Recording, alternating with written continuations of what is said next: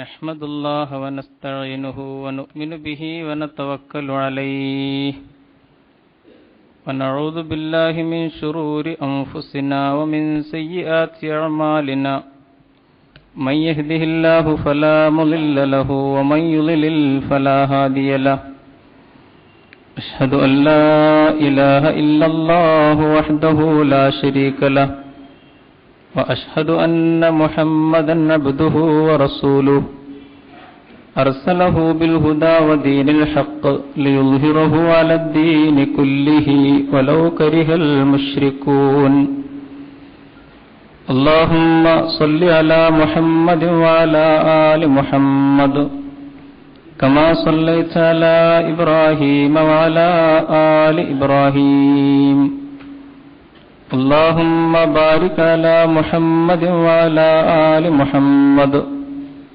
كما باركت على إبراهيم وعلى آل إبراهيم في العالمين إنك حميد مجيد أيها الناس اتقوا الله عباد الله أعوذ بالله من الشيطان الرجيم فلاقتحم العقبة وما أدراك ما العقبة فك رقبة أو إطعام في يوم ذي مسغبة يتيما ذا مقربة أو مسكينا ذا متربة ثم كان من الذين آمنوا وتواصوا بالصبر وتواصوا بالمرحمة أولئك أصحاب الميمنة صدق الله العظيم إن أريد إلا الإصلاح ما استطعت وما توفيقي إلا بالله عليه توكلت وإليه أنيب رب اشرح لي صدري ويسر لي أمري واحلل عقدة من لساني يفقهوا قولي. സത്യവിശ്വാസികളായ സഹോദര സഹോദരിമാരെ, സൃഷ്ടികർത്താവായ തമ്പുരാന്റെ ഇഷ്ടവും പൊരുത്തവും നേടിയെടുക്കാൻ ഉതകുന്ന വിധം നമ്മുടെ ദൈനംദിന ജീവിതങ്ങളെ ക്രമീകരിക്കണമെന്നും അള്ളാഹുവിന്റെ പ്രവാചകൻ സല്ലല്ലാഹു അലൈഹി വസല്ലം കാണിച്ചു തന്ന വിശുദ്ധമായ സത്യത്തിന്റെ പാതയിലൂടെ മുമ്പോട്ടു പോകാൻ പരമാവധി ഓരോരുത്തരും ജാഗ്രത പുലർത്തണമെന്നും ആദ്യമായി എന്നോടെന്ന പോലെ നിങ്ങളോടും വസിയത്ത് ചെയ്യുന്നു, ഉത്ബോധിപ്പിക്കുന്നു. അർഹമർ റഹീമീനായ തമ്പുരാൻ നാം ഏവരെയും അനുഗ്രഹിക്കുമാറാകട്ടെ. രോഗങ്ങൾ നമ്മെ ബാധിക്കുമ്പോൾ എങ്ങനെയാണ് ഒരു മുഅ്മിൻ വിശ്വാസി എന്ന നിലയിൽ അതിനോട് പ്രതികരിക്കേണ്ടത് എന്നത് സംബന്ധിച്ചായിരുന്നു നമ്മുടെ ചർച്ച. അതിന്റെ ഒരു തുടർച്ച എന്ന നിലയിൽ നമ്മുടെ ഒരു സഹോദരനോ സഹോദരിക്കോ രോഗം ബാധിക്കുമ്പോൾ, അവർ രോഗികളായി മാറുമ്പോൾ നമ്മൾ എങ്ങനെയാണ് പെരുമാറേണ്ടത് എന്നതിനെ സംബന്ധിച്ച പ്രമാണങ്ങളുടെ വെളിച്ചത്തിലുള്ള ഒരു ഹ്രസ്വമായ നസീഹത്ത് നൽകാനാണ് ഇന്നത്തെ ഖുതുബയിൽ ശ്രമിക്കുന്നത്. ദീനുൽ ഇസ്ലാം നമുക്ക് ഈ രംഗത്ത് നൽകുന്ന നിർദ്ദേശം എല്ലാ പിണക്കങ്ങൾക്കുമപ്പുറം, എല്ലാ ഭേദചിന്തകൾക്കുമപ്പുറം രോഗബാധിതരായ ആളുകളെ, ഒരു വേള അവർ അമുസ്ലിങ്ങളായാൽ പോലും അവരെ നിങ്ങൾ പരിഗണിക്കണം, പരിചരിക്കണം എന്ന നിർദ്ദേശമാണ് അള്ളാഹുവിന്റെ ജീവിത പദ്ധതിയായ ഇസ്ലാം നമുക്ക് നൽകുന്നത്. മഹാനായ പ്രവാചകന്റെ ജീവിത മാതൃകയും അതുതന്നെയാണ്. പക്ഷേ ദൗർഭാഗ്യകരമെന്ന് പറയട്ടെ, നമ്മുടെ കാലഘട്ടത്തിൽ വിശേഷിച്ചും ആർക്കും ഒന്നിനും നേരമില്ലാത്ത ഒരു അവസ്ഥയിലാണ് ഇപ്പോൾ ഉള്ളത്.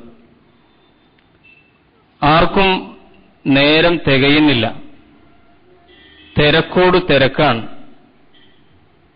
ഞാൻ വിശദീകരിക്കേണ്ടതില്ലല്ലോ, നമുക്കൊക്കെയുള്ള അനുഭവമാണിത്.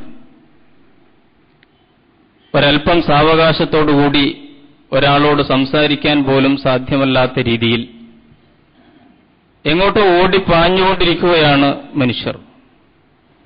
റോഡിലേക്കിറങ്ങിയാൽ ചീറിപ്പാഞ്ഞു പോകുന്ന വാഹനങ്ങൾ കാണുന്നു. ഫോൺ ചെയ്താൽ എപ്പോഴും ബിസിയാണ്. തമ്മിൽ കണ്ടുമുട്ടിയാൽ പലപ്പോഴും തമ്മിൽ കാണാത്തവരെ പോലെ പിരിഞ്ഞു പോകുന്നു. വിശുദ്ധ ഖുർആൻ ചോദിച്ചതുപോലെ ഫഅൈന തദ്ഹബൂൻ, എങ്ങോട്ടാണ് നിങ്ങൾ ഓടുന്നത്? ഈ പരക്കം പായുന്നത് എന്തിനു വേണ്ടിയാണ്? എന്താണ് നിങ്ങളുടെ ജീവിതത്തിന്റെ ലക്ഷ്യം? എല്ലാ അവശ്യ വിഭാഗങ്ങളും രോഗികളടക്കം അവഗണിക്കപ്പെടുന്ന രീതിയിൽ എന്തിനാണ് നമ്മൾ ഓടിപ്പാഞ്ഞുകൊണ്ടിരിക്കുന്നത്? പലപ്പോഴും തോന്നിപ്പോകും, വിശുദ്ധ ഖുർആനിൽ മഹ്ശറിൽ നിൽക്കുന്ന മനുഷ്യനെ സംബന്ധിച്ച ചിത്രീകരണം ദുനിയാവിൽ തന്നെ നമുക്ക് ശരിയായി പോകുന്നുണ്ടോ എന്ന്. പരലോകത്ത് കോടാനുകോടി മനുഷ്യർ അല്ലാഹുവിന്റെ സന്നിധിയിൽ തങ്ങളുടെ വിധി ഭാഗധേയം എന്ത് എന്ന ബേജാറിൽ നിൽക്കുന്ന സന്ദർഭത്തെ ഖുർആൻ ചിത്രീകരിച്ചിട്ടുണ്ട്. മനുഷ്യൻ ഏറ്റവും കൂടുതൽ സ്വാർത്ഥനായി മാറുന്ന നിമിഷമാണത്.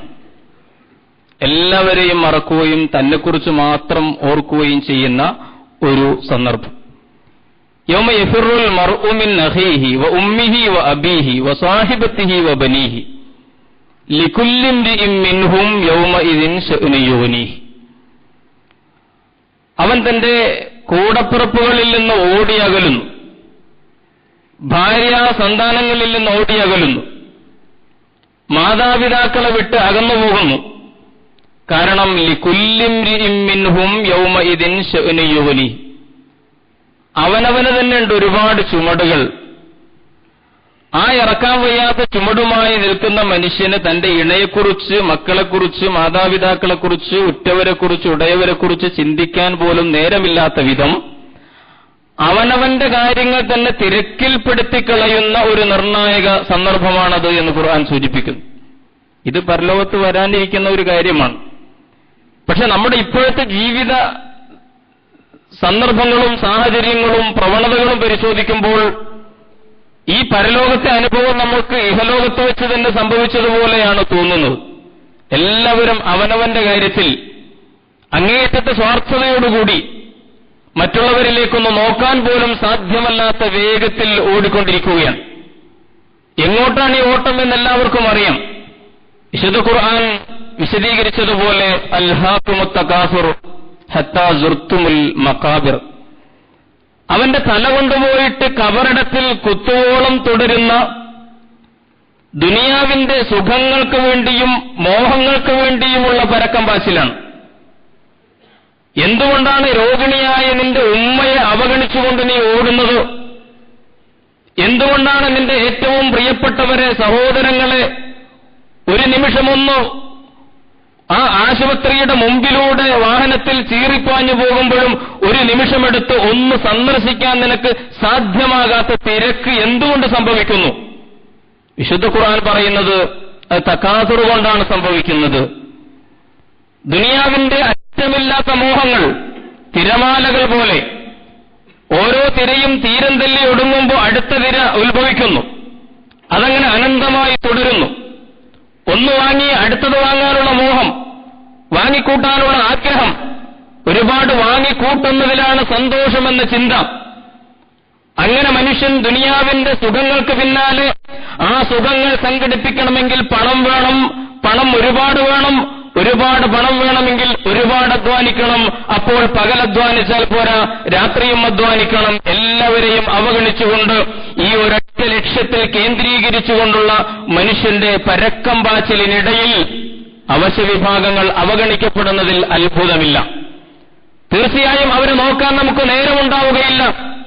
ഖുർആൻ പറഞ്ഞ തകാസുറിന് 3 അംശങ്ങളുണ്ട് എന്ന് നമുക്കറിയാം. ഒന്ന് ദുനിയാവിന്റെ അടങ്ങാത്ത മോഹങ്ങളാണ്, അതിനോടുള്ള അഭിനിവേശമാണ്. അത് കൈപ്പിടിയിൽ ഒതുക്കാനുള്ള വല്ലാത്ത ശ്രമമാണ്. ആ കൈപ്പിടിയിൽ ഒതുക്കിയ സുഖങ്ങളുടെ പേരിലുള്ള പൊങ്ങച്ചമാണ്. തന്നെ ഈ മേഖലയിൽ മറികടക്കാൻ മറ്റൊരാളുണ്ടാകുമ്പോൾ അവനുമായിട്ട് നടത്തുന്ന മത്സരങ്ങളാണ്. ഇതെല്ലാം ഉൾക്കൊള്ളുന്ന ഒരു പദപ്രയോഗമാണ് തകാസുർ എന്ന് പറയുന്നത്. അൽഹാകുമുത് തകാസുർ ഹത്താ സുർതുമുൽ മഖാബിർ.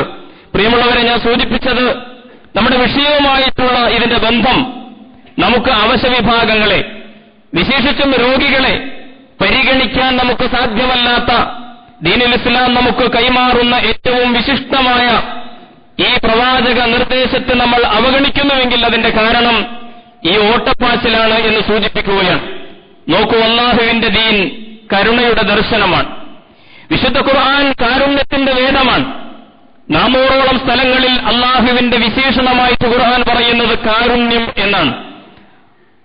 അർ-റഹ്മാൻ അർ-റഹീം എന്നതുകൊണ്ടാണല്ലോ വിശുദ്ധ ഖുർആനിലെ എല്ലാ അധ്യായങ്ങളും ആരംഭിക്കുന്നത് തന്നെ.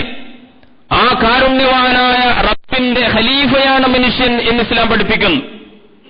ഇദ് ഖാല റബ്ബുക ലിൽ മലായികത്തി ഇന്നി ജാഇലുൻ ഫിൽ അർളി ഖലീഫ.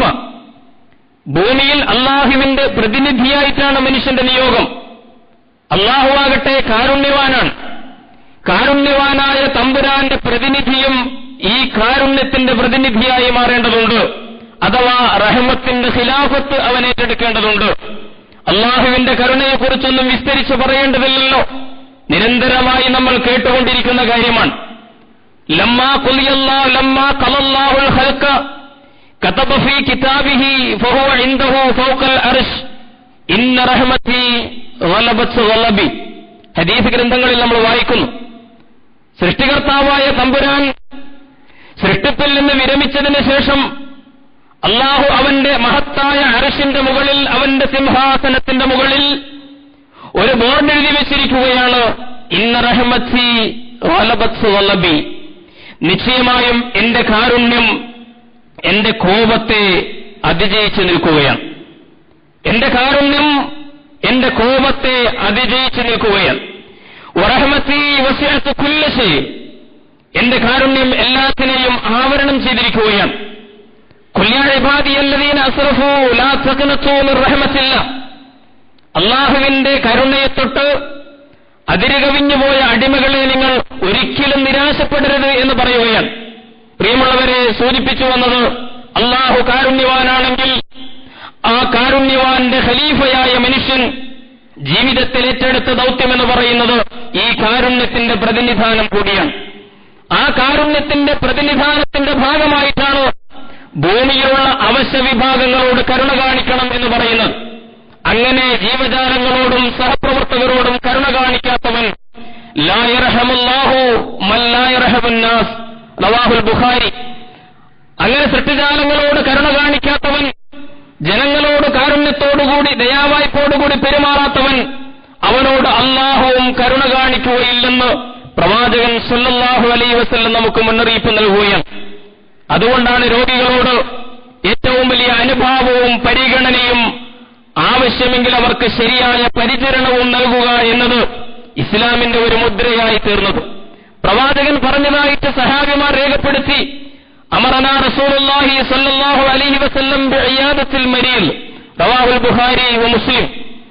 പ്രവാചകൻ ഞങ്ങളോട് കൽപ്പിച്ചു, രോഗികളെ നിങ്ങൾ പരിചരിക്കണം എന്ന് ഞങ്ങളോട് കൽപ്പിച്ചു എന്നാണ് പറയുന്നത്. പ്രവാചകന്റെ കൽപ്പനയാണ് എന്ന്. വിശ്വാസികൾ തമ്മിലുള്ള പരസ്പര ബന്ധങ്ങൾ വിശദീകരിക്കുന്ന കൂട്ടത്തിൽ നിർബന്ധമായും നിങ്ങൾ പരസ്പരം പാലിക്കേണ്ട ബാധ്യതകൾ എന്ന് എണ്ണിപ്പറഞ്ഞ കൂട്ടത്തിൽ ആ ഹദീസുകളിലൊക്കെ നമുക്ക് ഇയാദത്തുൽ മരീൽ, രോഗികളെ സന്ദർശിക്കുക, രോഗികളെ പരിചരിക്കുക എന്ന് നമുക്ക് കാണാൻ കഴിയും. എന്തുമാത്രം ഗൗരവമുള്ള ഒരു വിഷയമാണ്. നബി സല്ലല്ലാഹു അലൈഹി വസല്ലം ഒരിക്കൽ പറഞ്ഞു, ഇന്നല്ലാഹ യഖൂലു യൗമൽ ഖിയാമ, അന്ത്യനാളിൽ അല്ലാഹു സുബ്ഹാനഹു വ തആല പറയും, യബ്ന ആദം, അല്ലയോ മനുഷ്യ, മരിദതു ഫലം തഅ്തിനി, ഞാൻ രോഗബാധിതനായി, പക്ഷെ നീ എന്നെ സന്ദർശിച്ചില്ല. പരലോകത്ത് വെച്ച് ഈ തിരക്ക് പിടിച്ചിട്ട് ഒന്നിനും നേരമില്ലാതെ ഓടിപ്പാഞ്ഞു നടന്ന മനുഷ്യനെ വിചാരണ ചെയ്യുന്ന സന്ദർഭത്തിൽ റബ്ബ് സുബ്ഹാനഹു വ തആല പറയുകയാണ്, യബ്ന ആദം മരീദതു ഫലം തഊദിനി, ഞാൻ രോഗം ബാധിച്ച് കിടന്നപ്പോ നീ എന്നെ സന്ദർശിച്ചില്ല.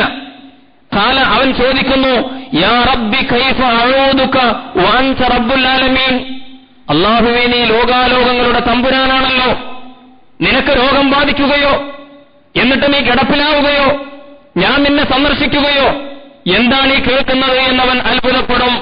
അപ്പോൾ അല്ലാഹു ചോദിക്കും, ഖാല അമാ അലിംത അന്ന അബ്ദി ഫുലാനൻ മരിള ഫലം തഅദുഹു, എന്റെ ഇന്ന അടിമ, ഇന്ന ദാസൻ ഇന്ന സ്ഥലത്ത് അസുഖബാധിതനായിട്ട് കിടന്നു എന്ന് നീ അറിഞ്ഞില്ലേ? എന്നിട്ട് നീ അവനെ സന്ദർശിച്ചില്ലല്ലോ, അവനെ നീ തിരിഞ്ഞു നോക്കിയില്ലല്ലോ. ദുനിയാവിന് വേണ്ടിയുള്ള ഈ ഓട്ടപ്പാച്ചിലിനിടയിൽ ഒരു നിമിഷമെടുത്ത് അവനെ ഒന്ന് സന്ദർശിക്കാൻ നീ മെനക്കെട്ടില്ലല്ലോ. അമാ അലിംത അന്നക ലൗ ഉദ്തഹു ലവജത്നി ഇൻദഹു, റവാഹു മുസ്ലിം. അല്ലാഹുവിന്റെ പ്രവാചകൻ പറയുകയാണ്, അല്ലാഹുവിന്റെ പ്രതികരണം വന്നുണ്ടാകും. അല്ല, നീ മനസ്സിലാക്കണം, മനസ്സിലാക്കിയിരുന്നില്ലേ? നീ അവനെ സന്ദർശിച്ചിരുന്നുവെങ്കിൽ, രോഗിയായ എന്റെ അടിമയെ നീ സന്ദർശിച്ചിരുന്നുവെങ്കിൽ അവിടെ നിനക്ക് എന്നെ കണ്ടെത്താമായിരുന്നു എന്ന് അല്ലാഹു സുബ്ഹാനഹു വ തആല പറയുകയാണ്. പ്രിയമുള്ളവരെ, ആലോചിച്ചു നോക്കൂ. രോഗിയെ സന്ദർശിക്കുമ്പോൾ തന്നെ സന്ദർശിക്കുന്നതായിട്ട് അല്ലാഹു പരിഗണിക്കുന്നു. നമുക്കറിയാമല്ലോ, തീർത്ഥാടനത്തിനായിട്ട് പോകുന്ന 3 പള്ളികളുണ്ട് ഇസ്ലാമിൽ. മഹാതീർത്ഥാടനം, ഹജ്ജ് മഹാതീർത്ഥാടനം. അല്ലാഹുവിന്റെ സാമീപ്യത്തിന് വേണ്ടി നമ്മൾ ഒരുപാട് അധ്വാനം, ഒരുപാട് പൈസ ചിലവഴിച്ച്, സമ്പത്ത് ചിലവഴിച്ചു പോകുന്ന ആരാധനകൾ. പ്രവാചകൻ സല്ലല്ലാഹു അലൈഹി വസല്ലം പറയുകയാണ്, രോഗസന്ദർശനം നടത്തുന്ന മനുഷ്യനെ തന്നെ സന്ദർശിച്ചവനെ പോലെ അല്ലാഹു കാണുന്നു, അല്ലാഹു പരിഗണിക്കുന്നു. നീ അവനെ സന്ദർശിച്ചിരുന്നുവെങ്കിൽ, രോഗിയായ ആ മനുഷ്യനെ നീ പരിചരിച്ചിരുന്നുവെങ്കിൽ നിനക്ക് അവിടെ എന്നെ കാണാമായിരുന്നു എന്ന് പറയുകയാണ്. അങ്ങനെ രോഗപരിചരണം നടത്തുന്ന മനുഷ്യൻ തീർച്ചയായും ഒരുപാട് സൗഭാഗ്യങ്ങൾക്ക് ഉടമയായി തീരുമെന്ന് പ്രവാചകൻ വിശദീകരിക്കാൻ സന്ദർഭമില്ല, ചിലത് മാത്രം സൂചനകളിലൂടെ പറയുകയാണ്. ആഇദുൽ മരീലി ഫീ മഖറഫത്തിൽ ജന്നത്തി ഹത്താ യർജിഅ, റവാഹു മുസ്ലിം. പ്രവാചകൻ പറഞ്ഞു, രോഗിയെ സന്ദർശിക്കുന്ന മനുഷ്യൻ, രോഗിക്ക് ശുശ്രൂഷയും പരിചരണവും നൽകുന്ന മനുഷ്യൻ, അവൻ സ്വർഗത്തിന്റെ ഒരു പ്രത്യേക പരിധിയിലായിരിക്കും അവൻ മടങ്ങിയെത്തുവോളം. മറ്റൊരിക്കൽ പറഞ്ഞു, മാമിൻ റജുലിൻ യഊദു മരീദൻ മുംസിയൻ ഇല്ലാ ഖറജ മഅഹു 70,000 മലക്കിൻ യസ്തഗ്ഫിറൂന ലഹു ഹത്താ യുസ്ബിഹ. പ്രവാചകൻ വിശദീകരിക്കുകയാണ്, അസുഖബാധിതനായി കിടക്കുന്ന ഒരു സഹോദരൻ, അയാളെ പരിചരിക്കാൻ വേണ്ടി ഒരാൾ വൈകുന്നേരം പുറപ്പെട്ടു. അയാൾ ഹോസ്പിറ്റലിൽ അഡ്മിറ്റഡാണ്, കുറെ നാളുകളായി, സ്ഥിതി വളരെ വഷളാണ്. അയാളെ സഹായിക്കാൻ വേണ്ടി നീ പോകുന്നു. അങ്ങനെ വൈകുന്നേരം, ഇന്ന് രാത്രി ഹോസ്പിറ്റലിൽ ഞാൻ നിന്നുകൊള്ളാം എന്ന് നീ പറയുന്നു. അങ്ങനെ നീ ഹോസ്പിറ്റലിലേക്ക് പോകുമ്പോൾ പ്രവാചകൻ പറയുന്നു, അവന്റെ കൂടെ മഅഹു 70,000 മലക്കിൻ, 70,000 മലക്കുകൾ അവനോടൊപ്പമുണ്ട്. പ്രവാചകൻ പറയുകയാണ്, യസ്തഗ്ഫിറൂന ലഹു ഹത്താ യുസ്ബിഹ, പ്രഭാതം വരെ അവന് വേണ്ടി ഈ മലക്കുകൾ ഇസ്തിഗ്ഫാർ ചെയ്തുകൊണ്ടിരിക്കുന്നു, പാപമോചനത്തിന് വേണ്ടി പ്രാർത്ഥിച്ചുകൊണ്ടിരിക്കുകയാണ്. ഈ മനുഷ്യന്റെ, രോഗിയെ പരിചരിക്കാൻ നിന്ന മനുഷ്യന്റെ ജീവിതത്തിൽ സംഭവിച്ചുപോയ പാപങ്ങൾ പൊറുക്കാൻ ഈ മലക്കുകളുടെ സംഘം പ്രാർത്ഥിച്ചുകൊണ്ടിരിക്കുന്നു. പ്രവാചകൻ തുടരുന്നു, വകാന ലഹു ഖരീഫൻ ഫിൽ ജന്ന, വകാന ലഹു ഖരീഫൻ ഫിൽ ജന്ന, അവന് സ്വർഗ്ഗത്തിൽ ഒരു പ്രത്യേക തോട്ടമുണ്ടായിരിക്കും. വമൻ നതാഹു മുസ്ബിഹൻ ഖറജ മഅഹു 70,000 മലക്കിൻ യസ്തഗ്ഫിറൂന ലഹു ഹത്താ യംസിയ. പ്രവാചകൻ വിശദീകരിച്ചു, പ്രഭാതത്തിൽ പോകുന്ന രോഗിയെ പരിചരിക്കാൻ ഒരു മനുഷ്യൻ വൈകുന്നേരം വരെ അല്ലാഹുവിന്റെ മലക്കുകൾ, 70,000 മലക്കുകൾ അവൻ ഇസ്തിഗ്ഫാറിന് വേണ്ടി പ്രാർത്ഥിച്ചുകൊണ്ടിരിക്കുന്നു. വകാന ലഹു ഖരീഫുൻ ഫിൽ ജന്ന, അവന് സ്വർഗ്ഗത്തിൽ പ്രത്യേകമായ ഒരു തോട്ടം അല്ലാഹു ഒരുക്കി വെച്ചിരിക്കുന്നു എന്ന് പറയുകയാണ്. ഇങ്ങനെ വിശദീകരിച്ചാൽ ധാരാളം നബിവചനങ്ങൾ കാണാം. രോഗിയെ പരിചരിക്കണമെന്ന്, രോഗികളെ പരിഗണിക്കണമെന്ന്, ദയാവായ്പിന്റെ, കാരുണ്യത്തിന്റെ ഒരു ശുശ്രൂഷ അവർക്ക് നൽകണമെന്ന് ഇസ്ലാം നമ്മോട് കൽപ്പിക്കുകയാണ്. എന്താണ് ഈ ഇയാദത്തുൽ മരീദ് എന്നതുകൊണ്ട് ഉദ്ദേശിക്കുന്നത്? കേവലം ഒരു സന്ദർശനമാണോ? രോഗിയുടെ വീട്ടിൽ ചെന്ന് അയാളോട് ഒരു പക്ഷേ പറയേണ്ടാത്തത് പറഞ്ഞ് അവിടെ നിന്ന് ചായയും പലഹാരവും കഴിച്ച് ബാക്കി സമയം രാഷ്ട്രീയം പറഞ്ഞ് അല്ലെങ്കിൽ മറ്റുള്ളവരുടെ പരദൂഷണം പറഞ്ഞ് തിരിച്ചു പോരുന്നതിനാണോ ഇയാദത്തുൽ മരീദ് എന്നീ ഹദീസ് ഗ്രന്ഥങ്ങളിൽ വിശദീകരിച്ചത്? ഒരിക്കലുമല്ലെന്ന് നമ്മൾ തിരിച്ചറിയണം. ഇയാദത്തുൽ മരീദ് വിശദീകരിക്കുന്ന ഒരൊറ്റ ഹദീസിൽ പോലും നമ്മൾ സിയാറത്തുൽ മരീദ് എന്ന് കാണുന്നില്ല. സാധാരണ ഒരു സന്ദർശനത്തിന് സിയാറത്ത് എന്നാണ് പറയുക. അങ്ങനെയല്ല അള്ളാഹുവിന്റെ പ്രവാചകൻ വിശദീകരിച്ചത്. ഇയാദത്തുൽ മരീദ്, അറബി ഭാഷയിൽ ഇയാദത്ത് എന്ന് പറഞ്ഞാൽ ക്ലിനിക്ക് എന്നാണ് അർത്ഥം. രോഗികൾക്ക് ശുശ്രൂഷ നൽകുന്ന, അവരെ പരിചരിക്കുന്ന, അവർക്ക് ചികിത്സ ചെയ്യുന്ന സ്ഥലമാണ്, അവരെ സഹായിക്കുന്ന, അവരെ വിശ്രമിക്കുന്ന സ്ഥലമാണ് ക്ലിനിക്ക് എന്ന് പറയും. നമുക്കൊക്കെ അറിയാം. ആ വാക്കാണ് അല്ലാഹുവിന്റെ പ്രവാചകൻ ഉപയോഗിച്ചത്. സിയാറത്തുൽ മരീദല്ല, ഇയാദത്തുൽ മരീദ്.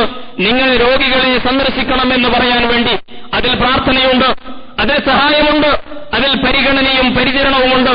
ഇതെല്ലാം ഉൾക്കൊള്ളുന്ന രീതിയിൽ രോഗികളെ നിങ്ങൾ കാരുണ്യത്തോടുകൂടി കൈകാര്യം ചെയ്യണം എന്നതിനാണ് ഇയാദത്തുൽ മരീദ് എന്ന് ഇസ്ലാം പ്രയോഗിക്കുന്നത്.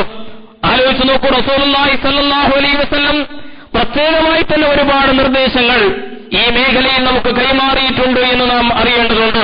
പ്രത്യേകമായ നിർദ്ദേശങ്ങൾ തരേണ്ടതുണ്ട്. കാരണം ഏറ്റവും ഔചിത്യബോധത്തോടുകൂടി പെരുമാറേണ്ട ഒരിടമാണ് ഒരു രോഗിയുടെ സ്ഥലം എന്ന് പറയുന്നു.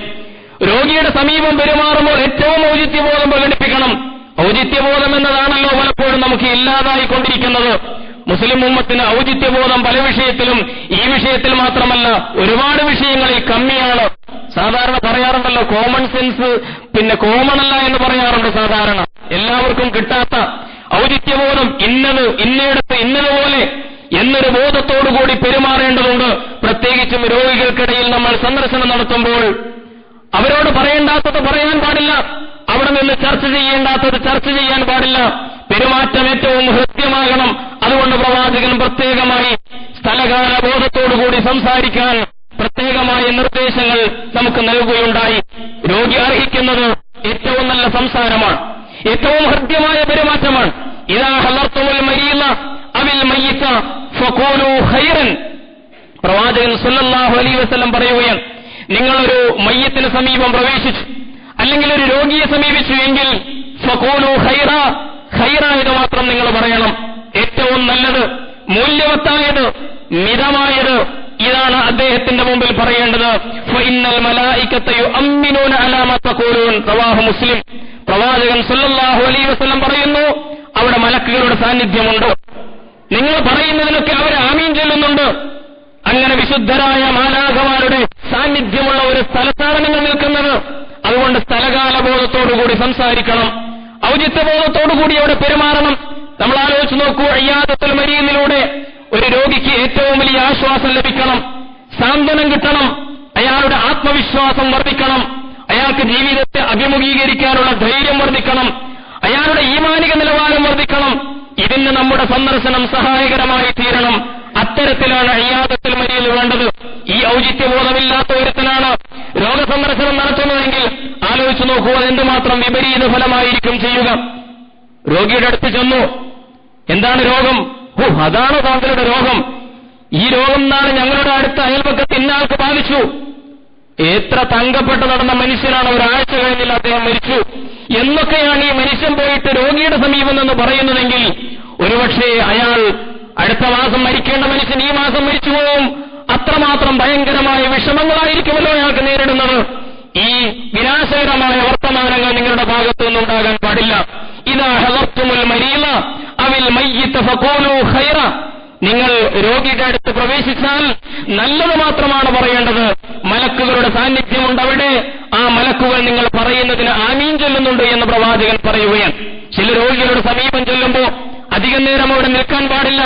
അവരുടെ രോഗത്തെ സംബന്ധിച്ചിടത്തോളം അത് പ്രതികൂലമായി ബാധിക്കുമെങ്കിൽ ഉടനെ പോരുകയാണ് വേണ്ടത്. മഹാനായ ഇബ്നു അബ്ബാസ് റളിയല്ലാഹു അൻഹു പറയുന്നു, മിനസ് സുന്നത്തി തഖ്ഫീഫുൽ ജുലൂസി വഖല്ലത്തുസ് സുഹബി ഫിൽ ഇയാദത്തി ഇൻദൽ മരീദ്. പ്രവാചകൻ സല്ലല്ലാഹു അലൈഹി വസല്ലമിന്റെ ശരി എന്ന് പറയുന്നത് രോഗിയുടെ അടുത്ത് കുറച്ച് സമയം ചിലവഴിക്കൽ, കൂടുതൽ സമയം ചിലവഴിക്കൽ അദ്ദേഹത്തിന്റെ രോഗത്തിന് പ്രതികൂലമായി തീരുമെങ്കിൽ അവിടെ കുറച്ച് സമയമേ ചിലവഴിക്കാൻ പാടുള്ളൂ. മിതമായ കുറഞ്ഞ ശബ്ദത്തിലേ അദ്ദേഹത്തോട് സംസാരിക്കാൻ പാടുള്ളൂ. പ്രിയമുള്ളവർ, ആലോചിച്ചു നോക്കൂ, നമ്മളിൽ ചിലർ സംസാരപ്രിയരായിരിക്കും. അവർക്ക് എന്തും സംസാരിക്കണം, എവിടെയും സംസാരിക്കണം. അങ്ങനെ സംസാരിപ്പിച്ച് മറ്റുള്ളവരെ ചിരിപ്പിക്കണം. അങ്ങനെ മറ്റുള്ളവരെ ചിരിപ്പിക്കാൻ വേണ്ടി കളവും കള്ളത്തരവും ഒക്കെ ചേർത്ത് തമാശകൾ അങ്ങനെ പറയാം, ജനങ്ങളെ ചിരിപ്പിക്കാൻ വേണ്ടി സംസാരം ദീർഘിപ്പിക്കുക. ഇങ്ങനെയുള്ള സ്വഭാവക്കാരുണ്ട്. ചിലർ പണ്ഡിതന്മാരായിരിക്കും, അവർക്ക് അവരുടെ പാണ്ഡിത്യം പ്രകടിപ്പിക്കണം. എവിടെ ചെന്നാലും ഞങ്ങൾ വലിയ വിജ്ഞാനികളാണെന്ന് തോന്നലുണ്ടാക്കണം. അതിനുവേണ്ട സംഭാഷണങ്ങൾ മഹാനായ പ്രവാചകന്റെ ചര്യ ഇതൊന്നുമായിരുന്നില്ല. രോഗികളുടെ അടുത്ത് വളരെ ഔചിത്യത്തോടുകൂടി അവരോട് സംസാരിക്കേണ്ടത് മാത്രം വളരെ കുറഞ്ഞ അളവിൽ കുറഞ്ഞ ശബ്ദത്തിൽ അവരോട് സംസാരിക്കണം. അതാണ് പ്രവാചക ചര്യയെന്ന് ഇബ്നു അബ്ബാസ് റളിയല്ലാഹു അൻഹു പറയുകയാണ്. ഒരുപക്ഷേ ആ രോഗിയെ സമാധാനിപ്പിക്കാൻ, സാന്ത്വനിപ്പിക്കാൻ, അദ്ദേഹത്തിന്റെ ആത്മവിശ്വാസം വർദ്ധിപ്പിക്കാൻ വേണ്ടി വേണമെങ്കിൽ മുഖസ്തുതി പോലും പറയാം എന്ന് പ്രവാചകൻ പഠിപ്പിക്കുകയുണ്ടായി. അദ്ദേഹത്തിന്റെ ആയുസ്സിനെ കുറിച്ച് നമുക്കറിയാം. ഇന്നോ നാളെയോ അദ്ദേഹം പരലോകത്തേക്ക് യാത്രയാകും. അത്ര ഭയങ്കരമായ രോഗമാണ് അദ്ദേഹത്തെ ബാധിച്ചിരിക്കുന്നത്. പക്ഷേ രോഗസന്ദർശനം നടത്തുന്ന മനുഷ്യൻ അദ്ദേഹത്തോട് ആ രീതിയിലല്ല സംസാരിക്കേണ്ടത്. താങ്കൾക്ക് അല്ലാഹു ആയുസ് നീട്ടിയിട്ടിട്ടുണ്ട് എന്ന അർത്ഥത്തിൽ ആത്മവിശ്വാസം അദ്ദേഹത്തിൽ നൽകുന്ന രീതിയിലായിരിക്കണമെന്ന് പ്രവാചകൻ പഠിപ്പിക്കുകയാണ്. ഇദാ ദഖൽതും അലാ മരീലിൻ ഫനഫിസൂ ഇലൈഹി ഫീ അജ്ലിഹി ഫഇന്ന ദാലിക ലാ യറുദ്ദു ശൈഅൻ വയുതീബു നഫ്സുഹു. പ്രവാചകൻ പറയുന്നു, താങ്കളുടെ ആയുസ് അല്ലാഹു ദീർഘിപ്പിച്ചിട്ടുണ്ട് എന്ന രീതിയിൽ, തീർച്ചയായും അല്ലാഹു താങ്കളെ സഹായിക്കുമെന്ന രീതിയിൽ അദ്ദേഹത്തോട് സംസാരിക്കുമ്പോൾ തീർച്ചയായും ഒരുപക്ഷേ അതൊന്നും നടന്നുകൊള്ളണമെന്നില്ലല്ലോ. ഫഇന്ന ദാലിക ലാ യറുദ്ദു ശൈഅൻ, അതുകൊണ്ട് ആ പറച്ചിലുകൊണ്ട് ഒന്നും തടുക്കാനൊന്നും കഴിയില്ല. പക്ഷേ വയുതീബു നഫ്സുഹു, ആ മനുഷ്യന് ആശ്വാസം കിട്ടും, സാന്ത്വനം കിട്ടും. അതുകൊണ്ട് അദ്ദേഹത്തെ സന്തോഷിപ്പിക്കാൻ വേണ്ടി ആ രീതിയിലാണ് നിങ്ങൾ സംസാരിക്കേണ്ടത് എന്ന് പറയുകയാണ് മഹാനായ പ്രവാചകൻ സല്ലല്ലാഹു അലൈഹി വസല്ലം. നമുക്കറിയാമല്ലോ, ഹിറാ ഗുഹയിൽ നിന്ന് പനി പിടിച്ച് വിറച്ചുകൊണ്ട് സംഭ്രമത്തോടുകൂടി പ്രവാചകൻ വീട്ടിലേക്ക് വരുന്നു. ഖദീജ ബീവി അദ്ദേഹത്തെ സാന്ത്വനിപ്പിച്ചല്ലോ, അദ്ദേഹത്തെ സമാശ്വസിപ്പിച്ചുവല്ലോ. അതാണ് ഒരു രോഗിക്ക് നൽകേണ്ട ഏറ്റവും വലിയ സമാധാനത്തിന്റെ മാതൃകയെന്ന് പറയും.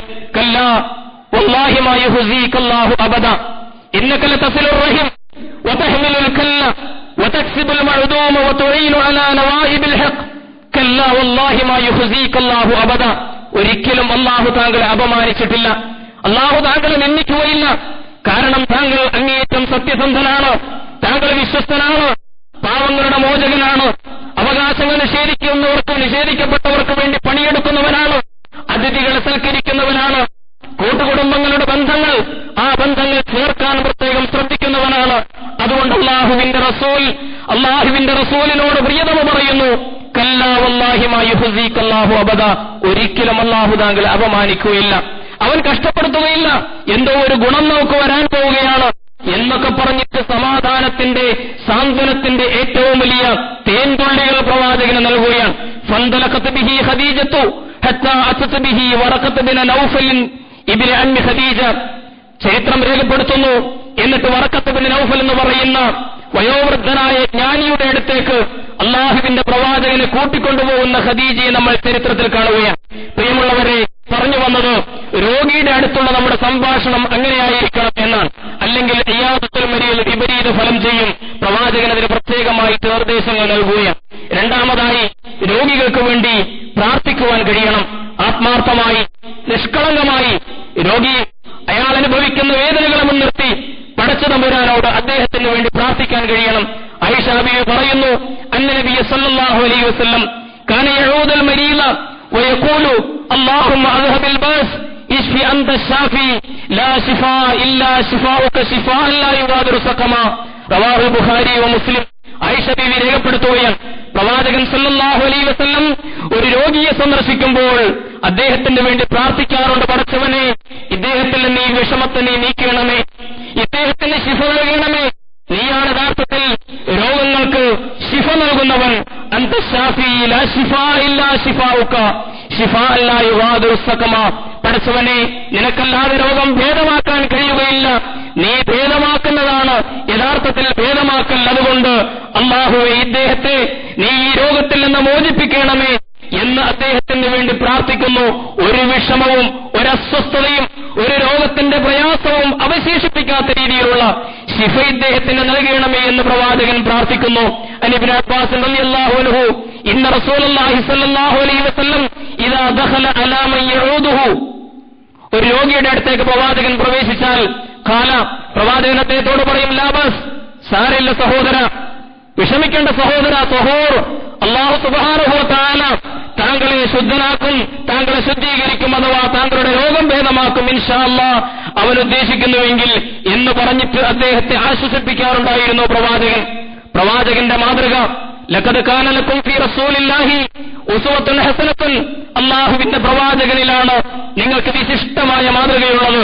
അങ്ങനെ പ്രവാചകനെ ചരിത്രത്തിലേക്ക് നോക്കുമ്പോൾ നമ്മൾ കാണുന്നു ഇങ്ങനെ ഒരു പ്രവാചകന്റെ ചിത്രം എന്ന് പറഞ്ഞാൽ എല്ലാ ഭേദചിന്താഗതികൾക്കും അപ്പുറത്ത് ഒരുപക്ഷെ തന്റെ ശത്രുവായ മനുഷ്യൻ പോലും രോഗം ബാധിച്ചു കിടക്കുമ്പോൾ ആ രോഗബാധിതനായ മനുഷ്യനെ സമീപിക്കുകയും അദ്ദേഹത്തിന്റെ കട്ടിലിനടിയിലിരിക്കുകയും അദ്ദേഹത്തിന്റെ തലഭാഗത്തിരിക്കുകയും അദ്ദേഹത്തിന്റെ നെറ്റിയിൽ കൈവെക്കുകയും അദ്ദേഹത്തോട് സ്നേഹാന്വേഷണത്തോടുകൂടി കൈഫ എങ്ങനെയുണ്ട് ഇപ്പോൾ താങ്കളുടെ അസുഖം എന്ന് ചോദിക്കുകയും അദ്ദേഹത്തിന് വേണ്ടി പ്രാർത്ഥിക്കുകയും ചെയ്യുന്ന ഒരു പ്രവാചകന്റെ ചരിത്രം നമുക്ക് കാണിച്ചു തരികയാണ്. പ്രിയമുള്ളവരെ, ഈ പ്രവാചകന്റെ സുന്നത്തിനെ അനുകരിച്ചുകൊണ്ട് രോഗികളെ പരിഗണിക്കുവാൻ നമുക്ക് സാധിക്കേണ്ടതുണ്ട്.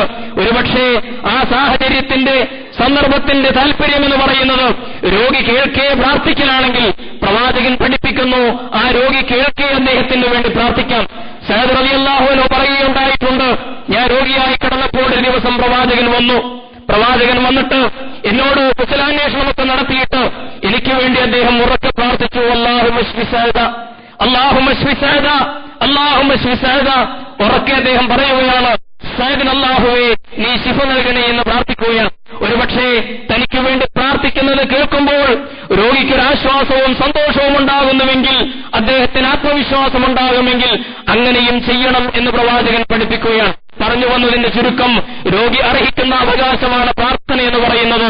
രോഗികൾക്ക് വേണ്ടി പ്രാർത്ഥിക്കാൻ കഴിയണം. മൂന്നാമതായിട്ട് പറയുന്നു, അവർക്ക് വേണ്ടി സഹായം ചെയ്യണം. ഏത് തരത്തിലുള്ള സഹായവും കേവലം രോഗിയെ കണ്ടുമടങ്ങുന്നതല്ല ഇയാദത്തുൽ മരീൽ.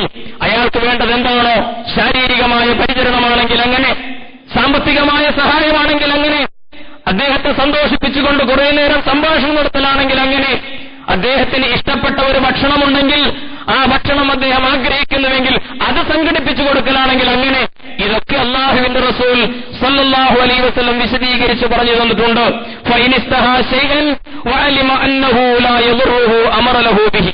പ്രവാചകൻ പറയുകയാണ്, രോഗി എന്തോ ഒന്ന് ആഗ്രഹിക്കുന്നു, അദ്ദേഹത്തിന്റെ ആഗ്രഹം അദ്ദേഹത്തെ പ്രതികൂലമായി ബാധിക്കുന്ന, അദ്ദേഹത്തിന്റെ രോഗത്തെ കൂടുതൽ അപകടത്തിലേക്ക് തള്ളിവിടുന്നതല്ല അദ്ദേഹത്തിന്റെ ആഗ്രഹമെങ്കിൽ ആ ആഗ്രഹം സാധിച്ചു കൊടുക്കാൻ രോഗസന്ദർശനം നടത്തുന്നവർ ശ്രദ്ധിക്കണം. നബി സല്ലല്ലാഹു അലൈഹി വസല്ലം ഒരിക്കൽ ഒരു രോഗിയെ സന്ദർശിച്ചു. എന്നിട്ട് ചോദിച്ചു, മാ തസ്തഹി, എന്താണ് താങ്കൾ ഇപ്പോൾ ആഗ്രഹിക്കുന്നത്, എന്താണ് താങ്കൾക്ക് വേണ്ടത്? അദ്ദേഹം പറഞ്ഞു, ഗോതമ്പിന്റെ റൊട്ടി കിട്ടിയാൽ നന്നായിരുന്നു എന്ന് അദ്ദേഹം പറയുകയാണ്. അള്ളാഹുവിന്റെ പ്രവാചകൻ അത് സംഘടിപ്പിച്ചു കൊടുക്കുന്നു. എന്നിട്ട് തന്റെ ശിഷ്യന്മാരോടായിട്ട് പറഞ്ഞു, ഇദസ്തഹാ മരീദു അഹദിക്കും ശൈഅൻ ഫല്യുതൈമുഹു. നിങ്ങളുടെ ഒരു രോഗി അങ്ങനെ എന്തെങ്കിലും ആഗ്രഹിച്ചാൽ അദ്ദേഹം ഇഷ്ടപ്പെട്ട ഭക്ഷണം അദ്ദേഹത്തിന് എത്തിച്ചു കൊടുക്കണം. ഇതൊക്കെ ഇയാദത്തുൽ മരീദിന്റെ ഭാഗമായിട്ട് അള്ളാഹുവിന്റെ പ്രവാചകൻ പറയുകയാണ്. ഒരു മിനിറ്റ് എടുത്ത് ഒന്ന് കണ്ടെന്ന് വരുത്തി ആ സന്ദർശിച്ച ആളുകളുടെ പട്ടികയിൽ കുടുംബക്കാരുടെ കണ്ണിൽ ഉൾപ്പെടുത്തിയിട്ട് ആ രജിസ്റ്ററിൽ പേര് വെച്ചിട്ട് ഇറങ്ങിപ്പോരുന്ന ഒരു ഏർപ്പാടിനല്ല ഇയാദത്തുൽ മരീദ് എന്ന് ദീനുൽ ഇസ്ലാം പഠിപ്പിക്കുന്നത് എന്ന് പ്രത്യേകമായിട്ട് നമ്മൾ തിരിച്ചറിയേണ്ടതുണ്ട്. ഈ രോഗം ബാധിച്ചു കിടക്കുന്നത് മാതാപിതാക്കളാണെങ്കിലോ നമ്മുടെ ഉറ്റവരാണെങ്കിലോ ഉടയവരാണെങ്കിലോ അതിന്റെ പ്രാധാന്യം കുറെ കൂടി വർദ്ധിക്കുന്നു എന്ന് നമ്മൾ അറിയണം. രോഗികളായ മാതാപിതാക്കൾ, വാർദ്ധക്യം ചെന്ന മാതാപിതാക്കൾ, ഇമ്മാ യബ്ലുഗന്ന ഇൻദകൽ കിബറ അഹദുഹുമാ ഔ കിലാഹുമാ ഫലാ തഖുൽ ലഹുമാ ഉഫ്ഫിൻ വലാ തൻഹർഹുമാ വഖുൽ ലഹുമാ ഖൗലൻ കരീമാ വഖ്ഫിദ് ലഹുമാ ജനാഹ ദുല്ലി മിനർ റഹ്മ വഖുർ റബ്ബിർഹംഹുമാ കമാ റബ്ബയാനി സഗീറ. ഖുർആൻ പഠിപ്പിക്കുകയാണ്, എങ്ങനെയാണ് നിങ്ങൾ മാതാപിതാക്കൾ പ്രായമെത്തുമ്പോൾ വാർദ്ധക്യ സഹജമായ അസുഖമോ അല്ലെങ്കിൽ മറ്റു വല്ല രോഗങ്ങളോ ബാധിച്ച് അവർ നിങ്ങളുടെ അടുത്തെത്തുമ്പോൾ എങ്ങനെയാണ് അവരോട് പെരുമാറേണ്ടത്. ഉഫ്ഫിൻ എന്നൊരു വാക്ക് പോലും അവരോട് പറയരുത്. ഹേ എന്നൊരു വാക്ക് അനൗചിത്യത്തിന്റെ, അനിഷ്ടത്തിന്റെ, അവഗണനയുടെ ഒരു പദപ്രയോഗം ആ സന്ദർഭത്തിൽ ഒരിക്കലും മാതാപിതാക്കളോട് നിങ്ങൾ ചെയ്യരുത്. അവരെ ആട്ടിയോടിക്കരുത് എന്നല്ല. വഖുല്ലഹുമാ ഖൗലൻ കരീമാ, ഏറ്റവും മാന്യമായ വാക്കായിരിക്കണം. വിശേഷിച്ചും രോഗികളായ മാതാപിതാക്കളോട് ഏറ്റവും വിശിഷ്ടമായ രീതിയിലായിരിക്കണം പെരുമാറേണ്ടത് എന്ന് വിശുദ്ധ ഖുർആൻ വളരെ കൃത്യമായിട്ട് നമ്മൾ പഠിപ്പിക്കുകയാണ്. എന്നിട്ട് പറയുന്നു, പോരാ, വഖ്ഫിദ് ലഹുമാ ജനാഹ ദുല്ലി മിനർ റഹ്മ, കാരുണ്യത്താലുള്ള വിനയത്തിന്റെ ചിറക് നീ അവർക്ക് വിതർത്തി കൊടുക്കണം. എന്തൊരു പ്രയോഗമാണ് അല്ലാഹു സുബ്ഹാനഹു വ തആല നടത്തിയത്. കാരുണ്യത്താലുള്ള വിനയത്തിന്റെ ചിറകുകൾ മാതാപിതാക്കൾക്ക് വിതർത്തി കൊടുക്കണം.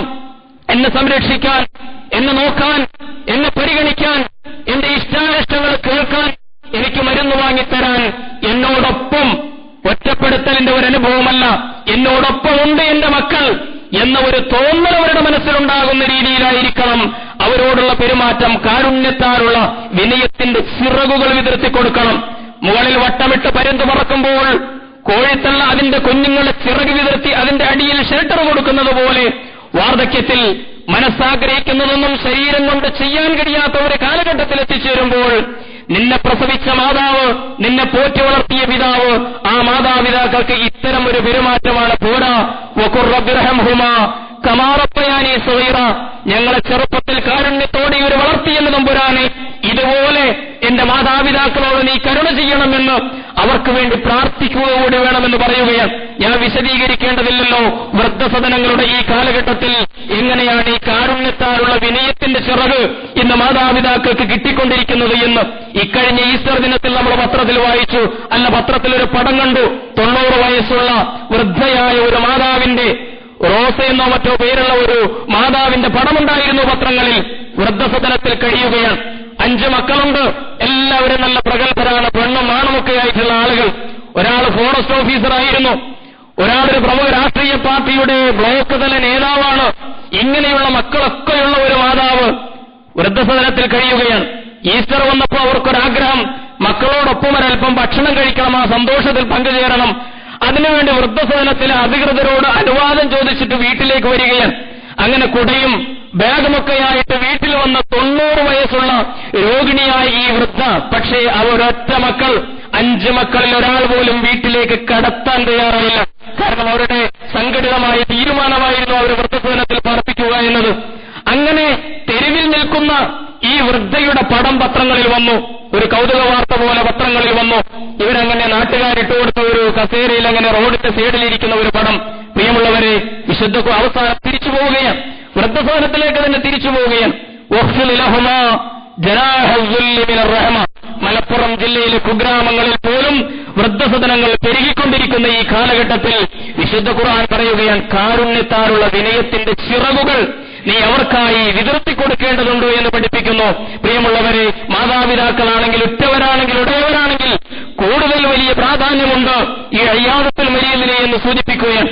ഒരു മനുഷ്യൻ നബിയുടെ മുമ്പിൽ വന്നു, ഫസ്തഅ്ദനഹു ഫിൽ ജിഹാദ്, ജിഹാദിന് പോകാൻ അനുവാദം ചോദിച്ചു. പ്രവാചകന്റെ ചോദ്യം, മഹയ്യും വാലിദാക്, മാതാപിതാക്കൾ ജീവിച്ചിരിപ്പുണ്ടോ? കാല, ആ സഹാബി പറഞ്ഞു, നാം, അതേ മാതാപിതാക്കളുണ്ട്, വൃദ്ധരായ മാതാപിതാക്കളുണ്ട്. പ്രവാചകൻ സല്ലല്ലാഹു അലൈഹി വസല്ലം പറയുകയാണ്, കാല ഫഫീഹിമാ ഫജാഹിദ്, ഫഫീഹിമാ ഫജാഹിദ്, നിന്റെ മാതാപിതാക്കൾക്കിടയിലാണ് നീ ജിഹാദ് ചെയ്യേണ്ടത്, അവർക്ക് വേണ്ടിയാണ് നീ ഇപ്പോൾ സമരം ചെയ്യേണ്ടത്, അവരെ ശുശ്രൂഷിക്കലാണ് നിന്റെ ഇപ്പോൾ ചെയ്യാവുന്ന ഏറ്റവും വലിയ ജിഹാദ് എന്ന് പറഞ്ഞുകൊണ്ട് മഹാനായ പ്രവാചകൻ തിരിച്ചേക്കുന്നതായി നമ്മൾ കാണുന്നു. പറഞ്ഞു വന്നതിന്റെ ചുരുക്കം, തിരക്കോട് തിരക്കനുഭവിച്ചുകൊണ്ടിരിക്കുന്ന ഈ കാലഘട്ടത്തിൽ അള്ളാഹുവിന്റെ ദീനിന്റെ നിർദ്ദേശങ്ങൾ മുമ്പിൽ വെച്ചുകൊണ്ട് നമ്മുടെ ജീവിതങ്ങളെ, നമ്മുടെ ജീവിതത്തിൽ നമ്മുടെ പെരുമാറ്റ രീതികളെ, നമ്മുടെ ശൈലികളെ, വിശേഷിച്ചും മാതാപിതാക്കളോടും രോഗികളായ അവശരായ സഹോദരങ്ങളോടുമുള്ള നമ്മുടെ പെരുമാറ്റങ്ങളെ നമ്മൾ സ്വയം വിലയിരുത്തുകയും എവിടെയാണോ പോരായ്മകൾ അത് പരിഹരിക്കാൻ ബോധപൂർവം ശ്രമിക്കുകയും ചെയ്യണം എന്ന് മാത്രമാണ് സൂചിപ്പിക്കാനുള്ളത്. അങ്ങനെ ആഫ്രിക്കയുടെ തീരങ്ങളിൽ ആദിവാസികളായ കർത്തവർഗക്കാരായ ആളുകൾ എണ്ണമറ്റ രോഗങ്ങൾ കൊണ്ട് പ്രയാസമനുഭവിക്കുമ്പോൾ അവരെ ശുശ്രൂഷിക്കാൻ വേണ്ടി വൈദ്യശാസ്ത്രത്തിൽ ബിരുദം നേടുകയും എന്നിട്ട് വളരെ ദൂരത്തുള്ള ആഫ്രിക്കയിൽ പോയി അവർക്കായി ആതുരാലയം സ്ഥാപിക്കുകയും കുഷ്ഠരോഗികൾക്കിടയിൽ ജീവിതം സമർപ്പിക്കുകയും ചെയ്ത ആൽബർട്ട് ഷെയ്ത്സർ പണ്ട് പറഞ്ഞല്ലോ, നിങ്ങൾ ഏറ്റവും തിരക്ക് പിടിച്ച ജീവിതത്തിന്റെ ഉടമയാണെങ്കിലും ഒരൽപ്പസമയം ഈ അവശരായ രോഗികൾക്ക് വേണ്ടി നിങ്ങൾ മാറ്റിവെക്കുക.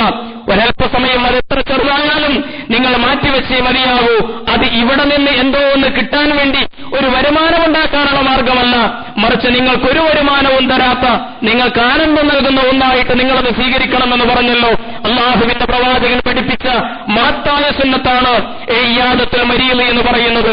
അതുകൊണ്ടാണ് പാതിരാവിലും വെളുപ്പാങ്കാലത്തുമൊക്കെ അബൂബക്കർ സിദ്ദീഖ് റളിയല്ലാഹു അൻഹു 80-90 വയസ്സുള്ള വൃദ്ധകളുടെ വീട്ടിൽ പോയി രോഗപരിചരണം നടത്തിയത്.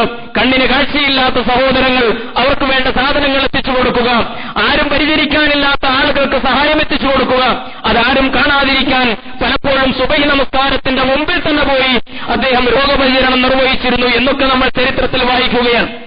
പാവപ്പെട്ട ഒരു സ്ത്രീ പ്രസവവേദന അനുഭവിച്ചുകൊണ്ട് പാതിരാവിൽ യാത്ര പോകുന്ന വഴിയിൽ മരുഭൂമിയിൽ ഒരു തമ്പിൽ പ്രയാസപ്പെടുമ്പോൾ അത് കാണുന്ന മഹാനായ ഉമർ ഉമറുൽ ഫാറൂഖ് റളിയല്ലാഹു അൻഹു ഖലീഫയായിരുന്നു അദ്ദേഹം.